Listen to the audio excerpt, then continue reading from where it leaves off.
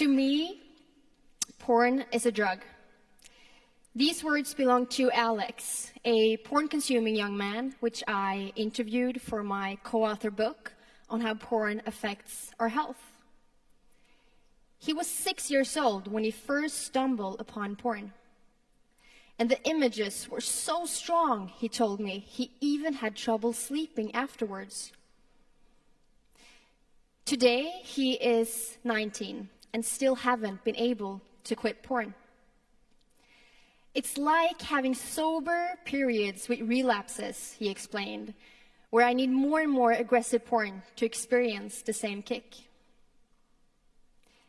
Would you think about this? A society where our attitudes aren't constantly being shaped by porn.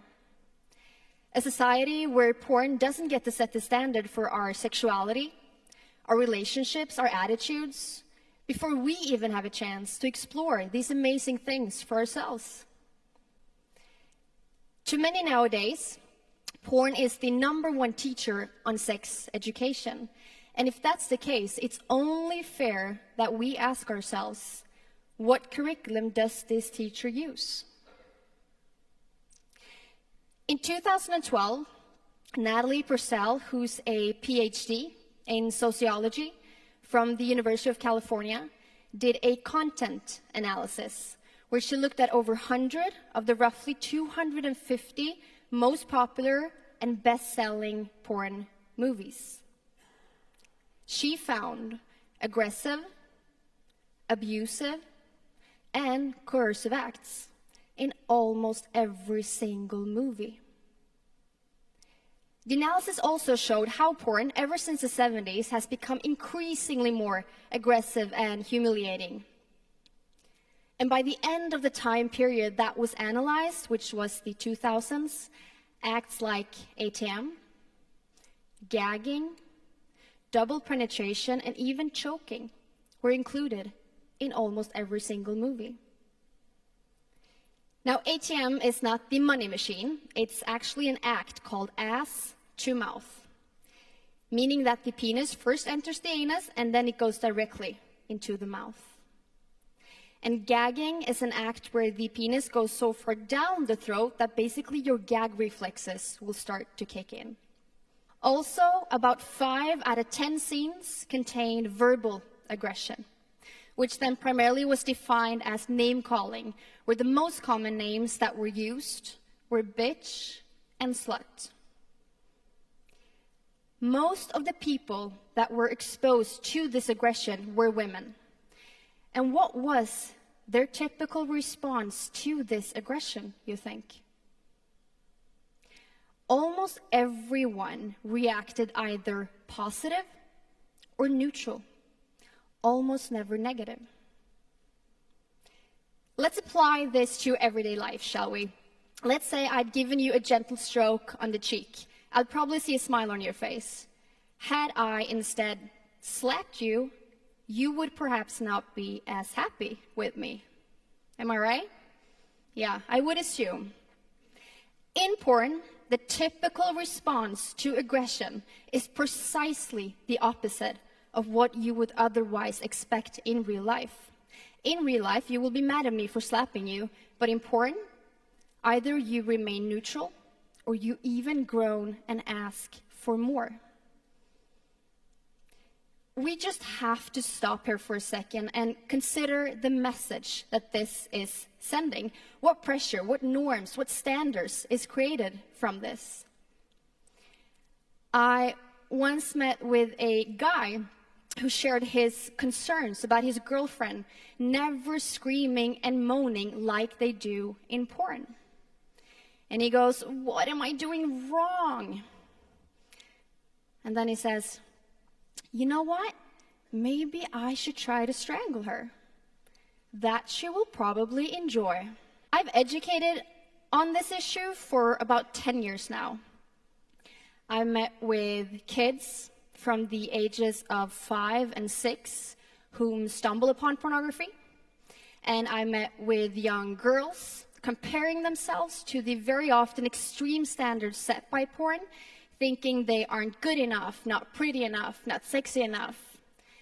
I met with teenagers who compulsively consume pornography on a regular basis, doing everything in their power to quit, often unsuccessfully.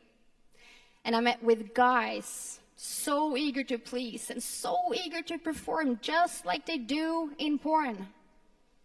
And when they aren't getting the typical porn response from their partner in bed, a lot of them blame themselves for not being able to perform sexually.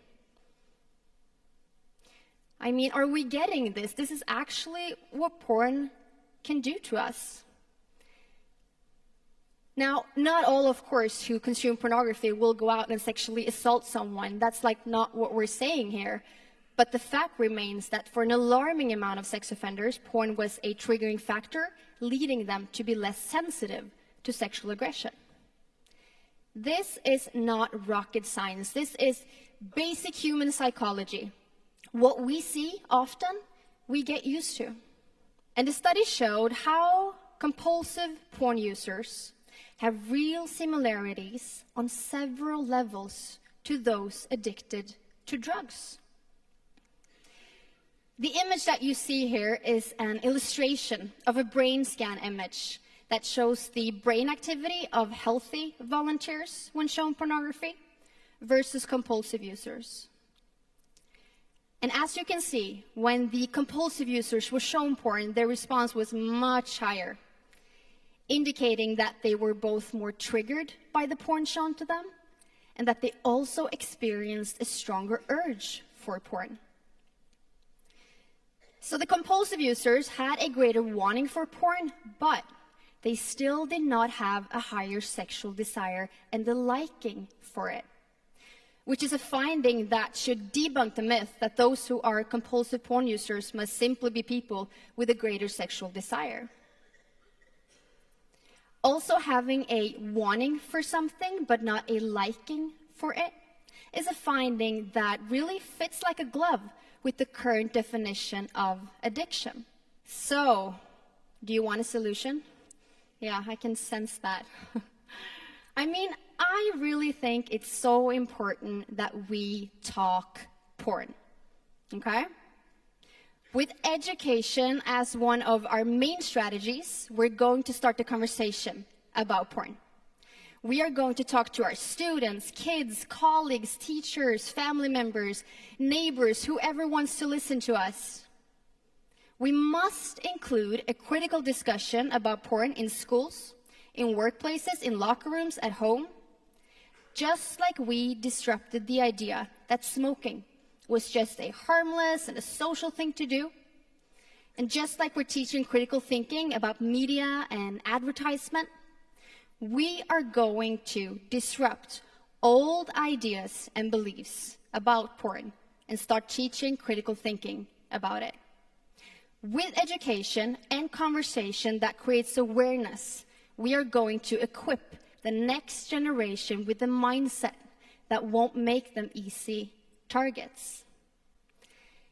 And now if you're kind of wondering, is this educational strategy, is it really working? I want to show you a message that we received on Instagram just a couple of weeks ago to Changing Attitudes.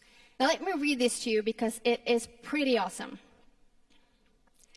I would just like to thank you for being a contributing factor to me having completely quit porn. I've been porn-free for 2 months now, and I'm feeling much better than before.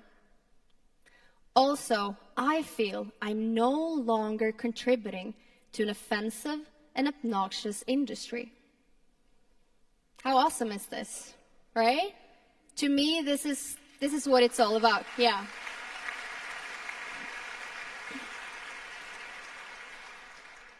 How are you going to talk about porn? Thank you very much.